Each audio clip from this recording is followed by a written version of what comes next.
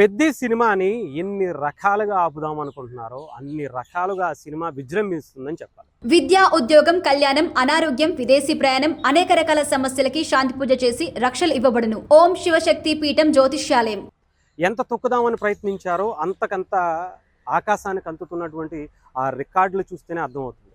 ఇంకా అల్టిమేట్గా break even అయిపోయింది, సక్సెస్ఫుల్గా ప్రాఫిట్లోకి ఎంటర్ అయిపోయింది. 400 కోట్ల మార్కుని సక్సెస్ఫుల్లీ ఎన్ని రకాల అడ్డంకులు సృష్టించినా సరే పెద్ది సినిమా మరొక అడుగు 400 కోట్ల క్లబ్లోకి చేరుకోవటం అనేది నిజంగా అది మామూలు విషయం కాదు. సినిమాలో రామ్ చరణ్ గారు ఎంత కష్టపడ్డారో అసలు ఆయన యాక్టింగ్ చూస్తేనే ఆయన పడ్డటువంటి కష్టం అక్కడ కనిపిస్తూ ఉంటుంది. ప్రతి ఫ్రేమ్లో కూడా రామ్ చరణ్ గారు ప్రాణం పెట్టి పనిచేశారు అంటే అది ఏంటో అక్కడ ఆ సీన్స్ చూస్తేనే అర్థమవుతుంది.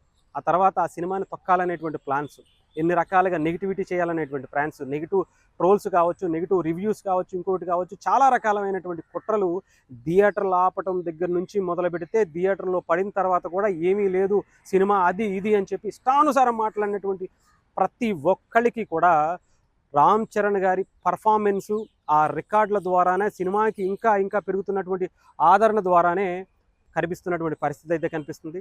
రికార్డులే సమాధానం చెబుతున్నటువంటి అద్భుతమైనటువంటి రిజల్ట్ అయితే కనిపిస్తూ ఉంది. ఏదేమైనా సరే రామ్ చరణ్ గారి పెద్ది సినిమా సక్సెస్ఫుల్గా 400 కోట్లకు పైగా 410 కోట్ల దగ్గర చేరుకున్నటువంటి పరిస్థితి అయితే కనిపించింది.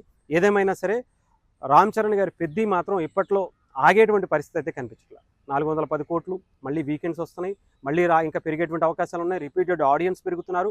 14వ రోజు, 15వ రోజు, 20వ రోజు వరకు కూడా ఈ సినిమాకి సంబంధించినటువంటి కలెక్షన్స్ ఏమాత్రం తగ్గేటువంటి అవకాశాలు అయితే లేనట్టే ఉన్నటువంటి పరిస్థితి.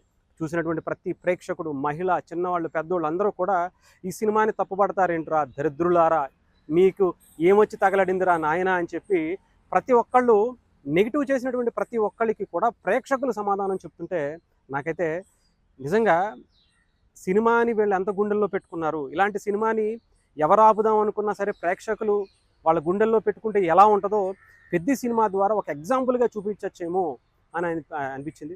నేషనల్ అవార్డులు లేదంటే రికార్డ్స్ ఇవన్నీ పక్కన పెడితే ప్రజల గుండెల్లో ఆయన చిరస్థాయిగా నిలిచిపోయేటువంటి ఒక అద్భుతమైనటువంటి పాత్ర రామ్ చరణ్ గారు పెద్ది రూపంలో చేశారు. సో డెఫినెట్గా ఈ సినిమాకి నేషనల్ అవార్డు రావటమే అనేది నేనైతే 100% నమ్ముతున్నా.